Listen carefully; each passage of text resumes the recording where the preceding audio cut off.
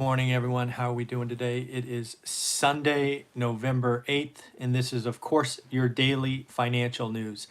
As you will see on this channel, one rental at a time, we talk money, investing, real estate investing, consumer, cost of capital, 7 days a week, every day of a month, every day of a year, 365. And that's because when you watch the market every day, you can pick up on little clues, little trends, you can find inflection points. And most importantly, you stay close to the consumer. The consumer is both my customer and my competitor when you think about real estate investing. That's why I have always followed. We are consumer-based economy. So when you can keep your eye on the consumer, it is a wonderful, wonderful thing.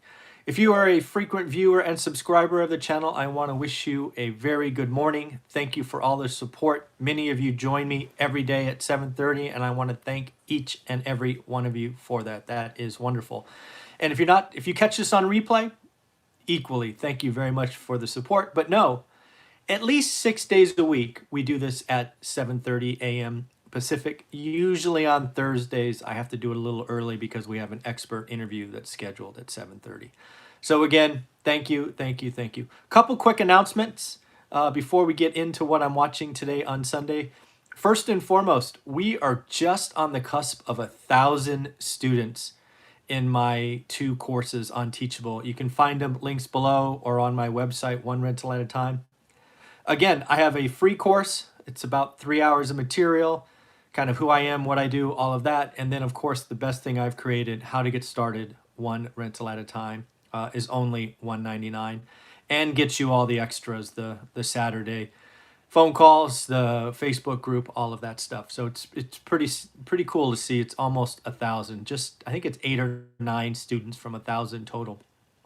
And I have never looked. I just saw the report this morning. I'm like, oh, that's interesting. Very cool. So that's a good feeling.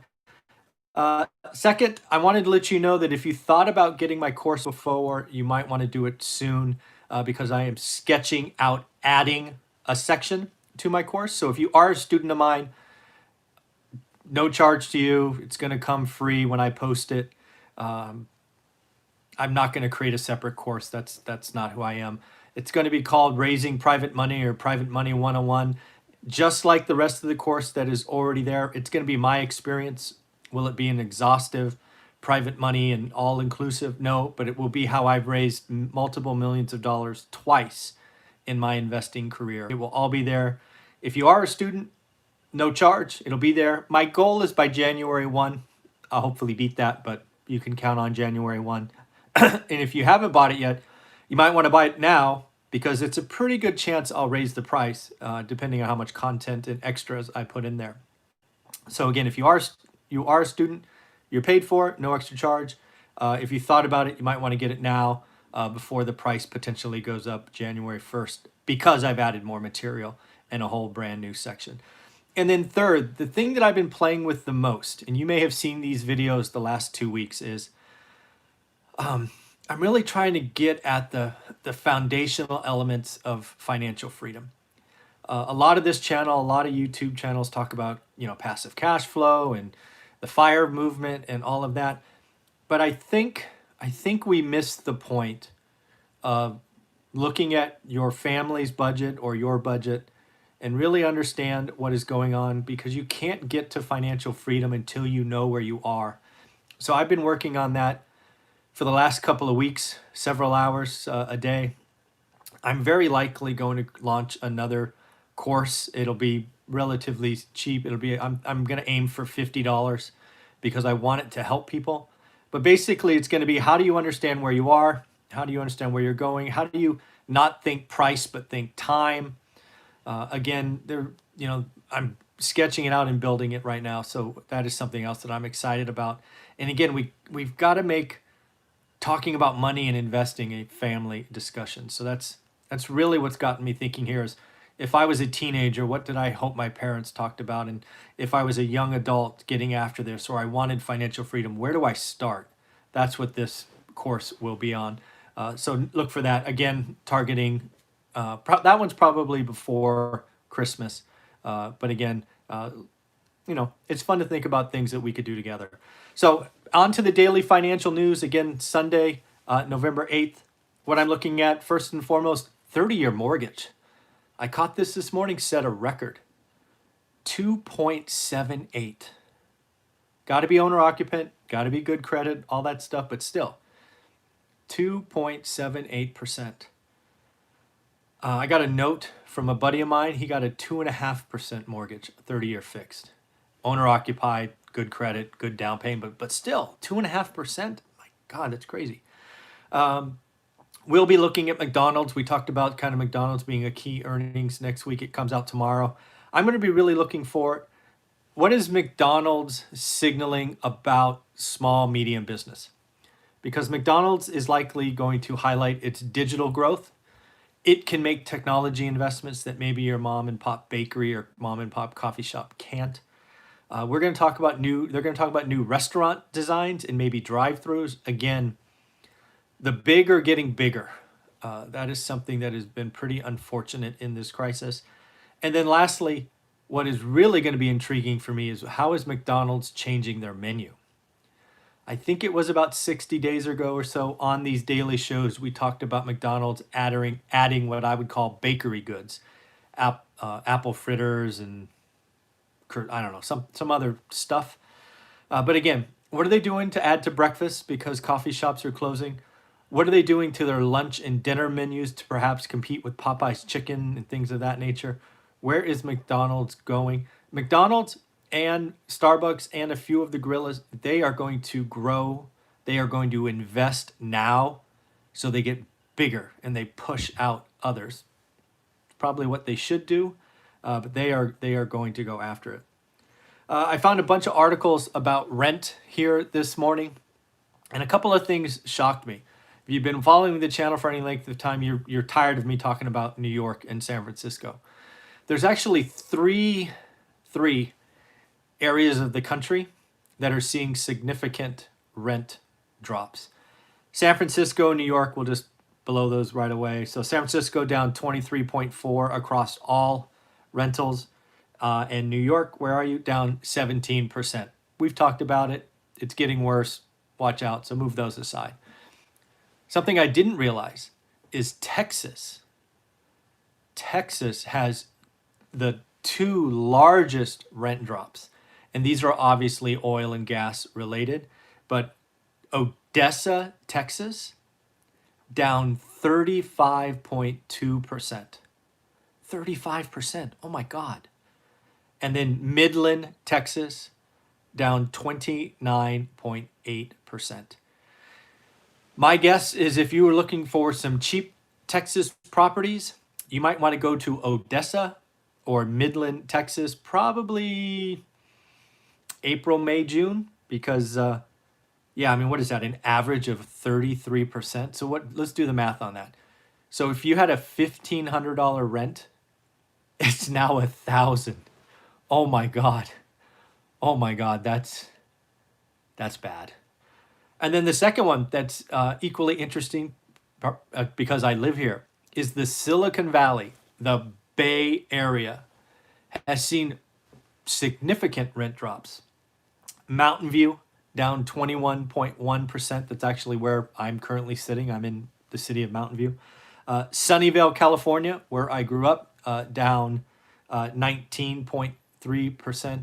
So the Silicon Valley, the work from home crew, we are seeing it's got to be we are seeing people leave. There are renters in the Bay Area who are saying, you know what? I can work from home. I'm out of here.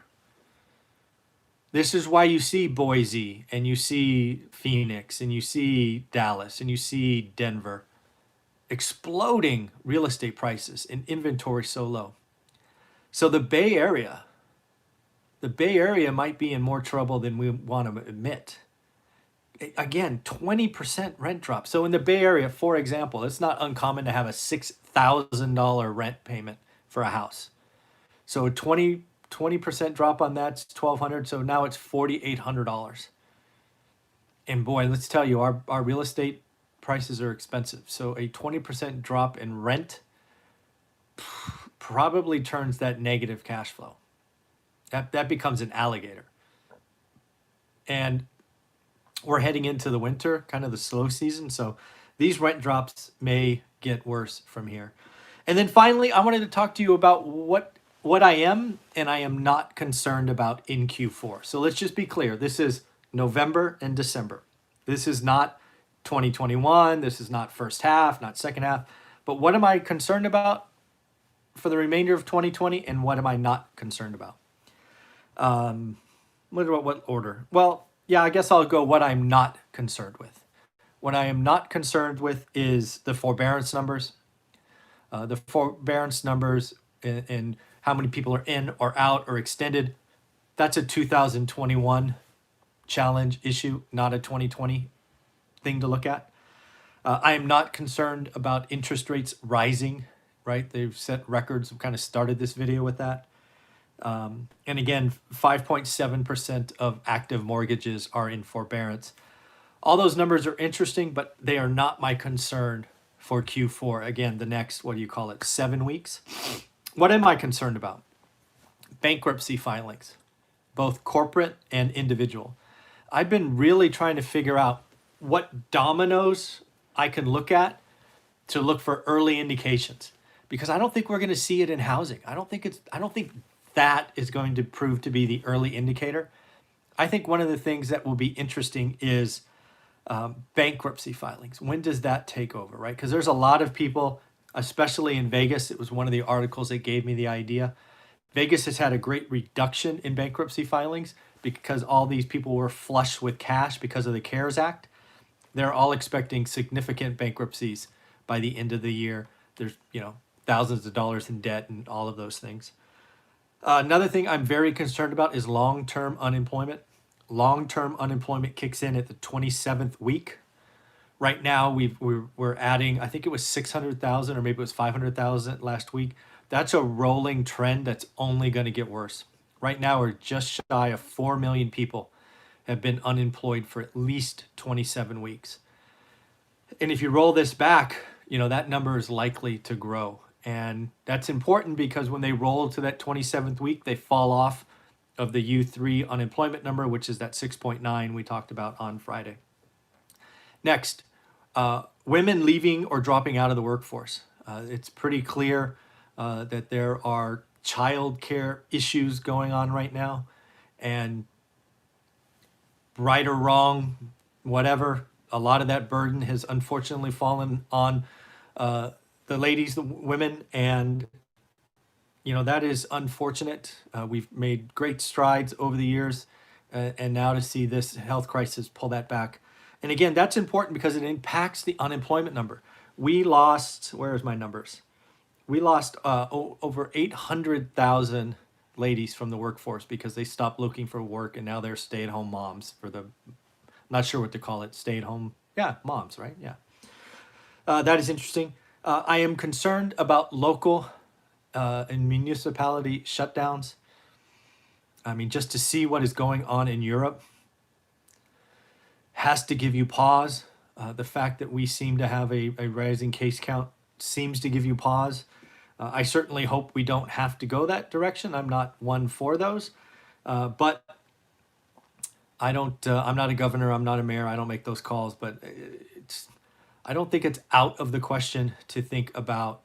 I don't think it's out of the question to think we may have some cities locked down in Q4, which, again, this all impacts the consumer. The consumer gets scared. The consumer saves. The consumer doesn't spend. Our economy grinds to a halt. And then finally, listings, right? Where are the listings? And I think that's going to be a 2021 issue, but we're going into the winter, the historically slowest part of the year for real estate. And again, I've been looking 20 years. I am wondering if we finally get more listings than we get offers, right? Does that start to balance out across the country? So these are things I'm looking at. I'm obviously watching the new unemployment claims that come out every Thursday. That's a big number. I do think we bounce off of the, the 640 number or 740 number and we head towards 1 million. That's a concern of mine this year. And then finally, the skinny deal. Does the skinny deal get done? I am very hopeful. I shared a video or a live stream yesterday on how I thought the dominoes might fall.